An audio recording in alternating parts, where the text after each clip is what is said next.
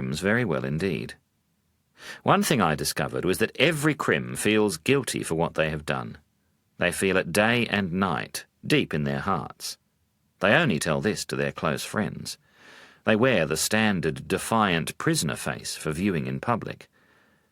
But when you earn their trust, when they take you as their spiritual guide for a while, then they open themselves and reveal their painful guilt. I would often help them with the next story, the story of the Class B kids. The Class B kids. Many years ago, an experiment in education was carried out in secrecy at a school in England. The school had 2 classes for the same age of children. At the end of the school year, an examination was held in order to select the children for the classes of the following year. However, the results of the exam were never revealed. In secrecy, with only the principal and the psychologists knowing the truth, the child who came first in the exam was placed in the same class with the children who came 4th and 5th, 8th and 9th, 12th and 13th, and so on, while the children who came 2nd and 3rd in the exam were placed in the other class, with the children who came 6th and 7th, 10th and 11th, and so on. In other words, based on their performance in the exam, the children were split evenly between the 2 classes. Teachers for the next year were carefully selected for equal ability.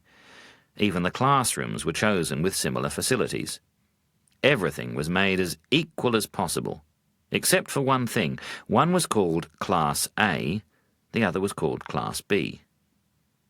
In fact, the classes had children of equal ability.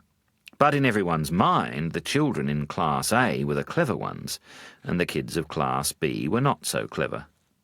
Some of the parents of the Class A children were pleasantly surprised that their child had done so well, and rewarded them with favours and praise, whereas the parents of some of the Class B kids berated their children for not working hard enough and took away some of their privileges. Even the teachers taught the Class B kids in a different manner, not expecting so much from them. For a whole year the illusion was maintained. Then there was another end-of-year exam. The results were chilling but not surprising. The children of Class A performed so much better than those of Class B. In fact, the results were just as if they had been the top half chosen from last year's exam. They had become Class A children. And those in the other group, though equal the year before, had now become Class B kids. That was what they were told for a whole year, that was how they were treated, and that was what they believed, so that was what they became. The child in the supermarket. I tell my jailbird buddies never to think of themselves as criminals, but as someone who has done a criminal act. Because if they are told they are criminals, if they are treated as criminals, and if they believe they are criminals, they become criminals. That's how it works. A young boy dropped a carton of milk at the supermarket checkout and it split open, spilling milk all over the floor. "You stupid child," said the mother. In the very next aisle, another boy dropped a carton of honey. It broke open too, spreading honey over the floor. "That was a stupid thing you did," said his mother. The first child has been classified stupid for life. The other has had only one fault pointed out. The first will probably become stupid. The other will learn to stop doing stupid things. I ask my jailbird buddies what else they did the day of their crime. What else did they do the other days of that year? What else did they do the other years of their life? Then I repeat the story of my brick wall. There are other bricks in the wall that represent our life apart from our crimes. In fact, the good bricks are always many, many more than the bad. Now, are you a bad wall deserving destruction, or are you a good wall with a couple of bad bricks, just like the rest of us? A few months after I became abbot and stopped visiting jails, I received a personal phone call from one of the prison officers. He asked me to come back. He gave me a compliment I will always treasure. He told me that my jailbird buddies, my students, once they had finished their sentences, never returned to jail. We are all crims. In the previous story, I talked about people I worked with in jail, but the message applies to anyone doing time in the prison of guilt. That crime for which we feel guilty.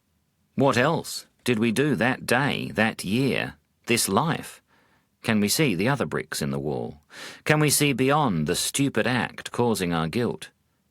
If we focus on the Class B act too long, we might become a Class B person. That's why we keep repeating our mistakes and amassing more guilt.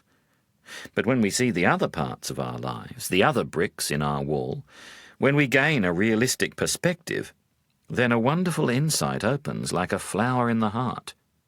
We deserve to be forgiven. Letting go of guilt forever. The most difficult stage of the journey out of guilt is convincing ourselves that we deserve to be forgiven.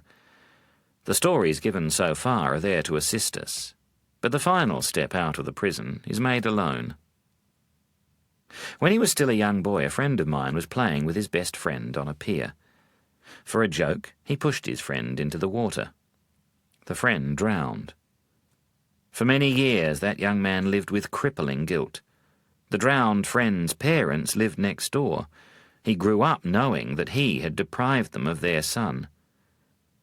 Then one morning, as he told it to me, he realized he didn't need to feel guilty anymore. He walked out of his own prison into the warm air of freedom.